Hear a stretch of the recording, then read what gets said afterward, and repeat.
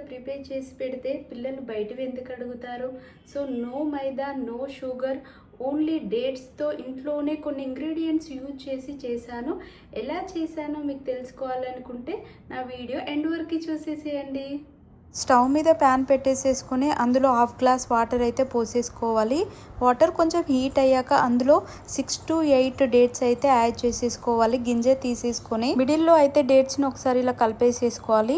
ఇక్కడ చూడండి, ఇవైతే సాఫ్ట్గా కుక్ అవుతున్నవి కదా. ఒక 5 minutes ఇలా కుక్ చేసేసి మనం స్టవ్ ఆఫ్ చేసేసుకోవాలి. ఇప్పుడు ఇవి కూల్ అయ్యాక వాటర్ని తీసి పక్కన పెట్టేసేసుకోండి. అవి ఎప్పుడు ఎక్కడ వాడతామో నేను తర్వాత చెప్తాను. ఓన్లీ డేట్స్ని మాత్రమే మిక్సీ జార్లో వేసేసుకొని ఇలా ఫైన్ పేస్ట్ లాగా చేసేసుకోవాలి.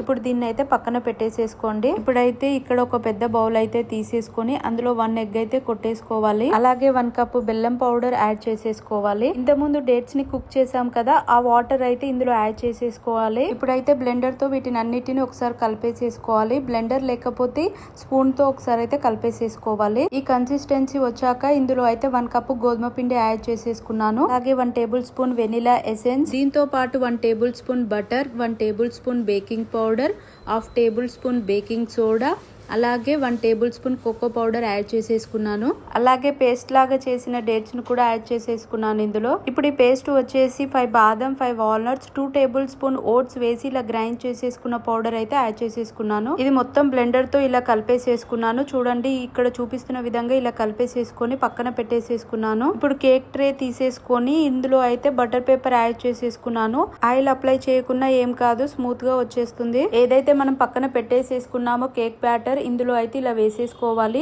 ఒకసారి స్పూన్ తో పైన అయితే ఇలా అనేసేసుకోండి, ఎందుకంటే వీటి పైన కొన్ని చాకో చిప్స్ అలాగే టూటీ ఫ్రూటీ వేసేసుకున్నాను. చాలా కలర్ఫుల్ గా ఉంది కదా, చాలా టేస్టీగా కూడా ఉంటుంది. మనం కేక్ అవెన్ లో పెట్టక ముందు అయితే మనం అవెన్ ని ప్రీ హీట్ చేసేసుకోవాలి. ఇక్కడ 180 degrees సెంటిగ్రేడ్ పెట్టేసి స్టార్ట్ అండ్ 10 minutes అయితే ప్రీ హీట్ చేసేసుకోవాలి. ఇప్పుడు ప్రీ హీట్ అయ్యాక మనం ఏదైతే కలిపి పెట్టేసేసుకున్న బ్యాటర్ ఉంటుంది కదా, అదైతే అవెన్ లోపల పెట్టేసేసుకోవాలి. ఇప్పుడు ఇది 180 degrees సెంటిగ్రేడ్ పెట్టేసేసుకొని స్టార్ట్ క్లిక్ చేయాలి.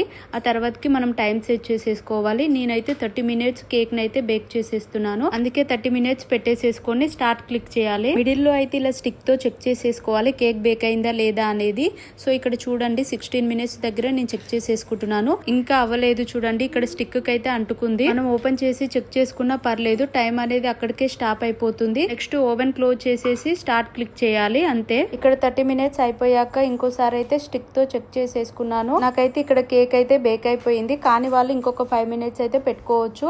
అవెన్ లోనే 10 minutes అలా వదిలేసేసి తర్వాతకైతే మనం కేక్ నైతే కట్ చేసేసుకొని బాక్స్ లో అయితే పెట్టేసేసుకోవచ్చు. చూడండి, పేపర్ కూడా ఎంత మంచిగా ఊడిపోయిందో. చాలా ఈజీ అండ్ టేస్టీగా ఉంటుంది. పిల్లలు కూడా చాలా ఇష్టంగా తింటారు. మీరు కూడా ఒకసారి అయితే ఇలా ట్రై చేసి పెట్టండి. Thank you.